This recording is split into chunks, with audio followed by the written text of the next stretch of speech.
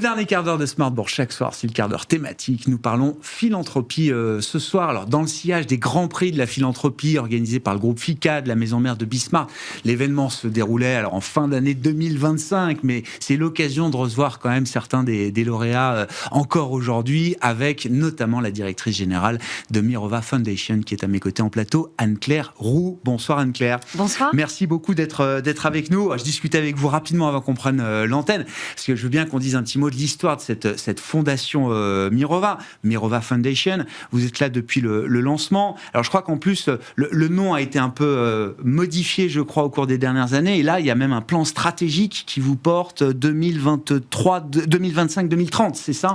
Vous nous racontez un peu l'histoire de la fondation, quel était le brief de départ quand vous êtes arrivé chez Mirova pour lancer cette fondation. Quel retour d'expérience vous en faites aujourd'hui et c'est quoi le plan jusqu'à 2030? Ouais, merci.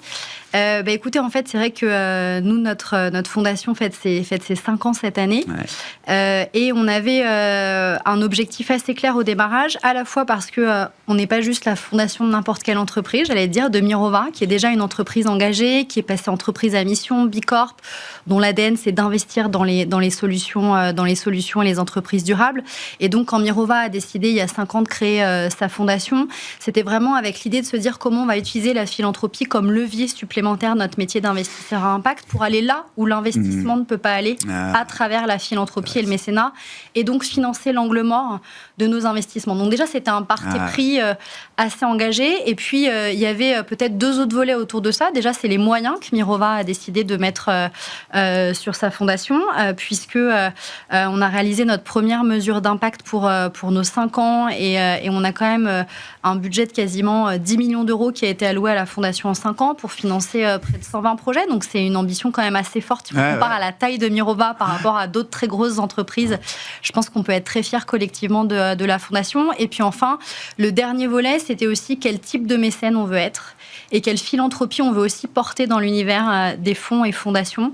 Et donc là encore aussi en résonance avec ce que Mirova essaye de porter dans l'univers financier, pouvoir aussi le transposer dans l'univers de la philanthropie. Et donc concrètement, ça nous a permis de se dire qu'on voulait financer que sur du pluriannuel les projets de manière structurante. Donner de la visibilité aux porteurs des projets, c'est ça? Pas être obligé de revenir tous les 6 mois auprès de votre fondation ou des autres pour revenir chercher de l'argent, c'est ça? Exactement, parce que une des premières choses qui, moi, m'a frappée quand je suis arrivée à la tête de la fondation, ça a été de pouvoir échanger avec des associations et de comprendre où étaient les trous dans la raquette de leur côté.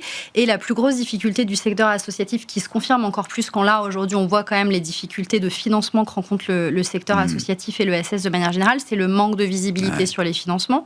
Donc, c'est-à-dire que même quand parfois on a la chance, en tant qu'association, d'avoir des financements renouvelés, chez chaque année, il faut revenir. Donc nous, on permet à nos associations d'avoir plus de sérénité. Et ça ressort aussi beaucoup de notre mesure d'impact. Se dire que sur 3 ans minimum, parfois, on renouvelle jusqu'à 5 ou 6 ans, mais sur 3 ans minimum, les financements sont sécurisés.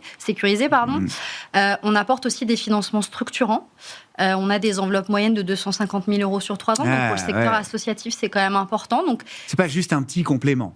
Exactement. C'est plus que ça quand même. Et ça veut dire aussi que nous, en tant que philanthropes, ça nous force aussi à nous questionner, à faire des choix plus difficiles, parce que du coup, on finance moins de projets. Mais on essaie vraiment d'avoir cet accompagnement structurant. Et puis, un des autres volets aussi de cette visibilité sur la durée, c'est aussi faire ce qu'on appelle, dans notre jargon un peu, du non fléché. Et donc, concrètement, ça veut dire qu'on accepte de financer la structure de l'association, pas juste d'imposer que notre don aille sur un projet spécifique. D'accord. Vous laissez une liberté d'usage quand même aux porteurs de projets. Exactement. Et ça, cette liberté d'affectation du don, c'est quelque chose qui se développe heureusement, mais qui n'est pas encore assez répandu et que nous, on aimerait vraiment pouvoir aussi pousser dans l'univers de la philanthropie, parce que cette combinaison du pluriannuel, de l'affectation libre de dons et de l'accompagnement financier, mais aussi extra-financier structurant, pour nous, c'est ça aussi qui permet vraiment au secteur associatif de pouvoir se déployer et de pouvoir déployer leurs projets. Ouais. Alors, je voulais parler de philanthropie stratégique, mais on aurait dû l'écrire Anne-Claire, pour cette interview, parce que je comprends que c'est un vrai levier stratégique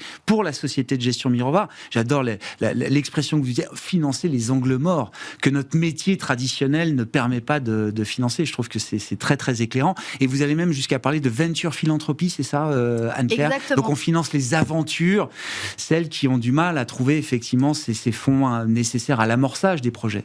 Et la venture philanthropie, ça a été un moyen pour nous aussi, parce qu'on est dans un univers de financiers chez Mirova, donc de montrer aussi que la philanthropie, c'est aussi quelque chose de sérieux, de professionnel, et que même si là, on est dans une démarche à but non lucratif, donc on n'est pas du tout dans la démarche d'investissement, qui est différente, bien entendu, chez Mirova, malgré tout, il y a une volonté quand même d'accompagner de manière extrêmement professionnelle le secteur associatif, et c'est cette venture philanthropie, c'est-à-dire comment on applique les recettes du venture, exactement, à la philanthropie. Du capital risque. On dit en français capital risque, en anglais venture, c'est l'aventure. Bon, on voit déjà la différence culturelle, mais voilà. Et donc c'est vraiment cette approche-là qu'on a voulu aussi, qui est portée, mais de manière très marginale par certaines fondations en France, un petit peu plus dans le milieu anglo-saxon. Et nous, en plus, ça nous semblait faire le pont assez logiquement aussi entre notre métier de base, qui est l'investissement chez Mirova, et la vision stratégique de la philanthropie qu'on voulait porter avec Mirova Foundation. On va parler des leviers d'action autour de l'émancipation et de l'autonomie, mais ça fait 5 ans que vous êtes à la tête de la Fondation. Vous avez une vue, j'imagine, un peu globale du marché de la philanthropie en France. Par rapport au monde anglo-saxon, vous constatez qu'on est en phase de professionnalisation. Ça devient des leviers stratégiques pour les entreprises. C'est pris au sérieux de plus en plus, Anne-Claire? Beaucoup plus. Moi, en 5 ans, j'ai vraiment vu la différence, mais on va dire qu'on est passé de quelque chose qui était extrêmement marginal à une prise en considération et une envie de faire différemment du secteur philanthropique, mais qui reste encore quand même minoritaire. Donc on est passé de la marge à un mouvement qui se développe et qui n'est pas encore complètement le mouvement global, mais on voit quand même qu'il y a du progrès. Et je pense que ce qui est aussi intéressant, c'est de voir qu'à la fois des fondations d'entreprises, mais aussi des fondations familiales, des structures comme la Fondation de France se questionnent. Donc ça, c'est important, je pense, de questionner la manière de faire et se dire que peut-être il faudrait qu'aujourd'hui on fasse différemment. Et puis, ce que j'observe aussi qui est intéressant, c'est de se dire qu'on a quand même une marge de manœuvre assez importante, puisqu'aujourd'hui, selon les études et les baromètres, on estime plus ou moins que seulement 10 à 15% des entreprises donnent à travers le mécénat. Oui, d'accord. Dans le mécénat, majoritairement, ont des fondations, mais parfois donnent sans avoir de structure dédiée à la philanthropie. Et donc, si on a envie d'être optimiste, on peut voir que les financements se raréfient, mais qu'en même temps, ça veut dire qu'il y a quasiment encore 90% d'entreprises qu'on peut embarquer en leur montrant aussi tous les bénéfices, y compris pour l'interne. Alors voilà, ma question. Qu'est-ce que ça crée comme cercle vertueux quand, dans une entreprise, on a une fondation opérationnelle, si je puis dire? Ça crée vraiment, et encore une fois, ça, on a pu le mesurer aussi à travers notre mesure d'impact, au-delà du ressenti qu'on a eu, parce que sur cette mesure d'impact, on a vraiment voulu évaluer est-ce que notre approche de venture philanthropie fonctionne auprès des associations. Et donc ça, effectivement, tout ce que j'ai pu vous dire sur la visibilité, l'accompagnement, la montée en compétences, bien sûr que ça aide de manière structurante les associations, mais on a aussi voulu mesurer notre impact, effectivement, sur l'interne, les collaborateurs, la politique RSE, la marque employeur, l'engagement des collaborateurs. Et on a des retours qui sont extrêmement positifs, parce que ce qu'on voit, c'est que ça renforce vraiment le sentiment et la fierté d'appartenance à l'entreprise.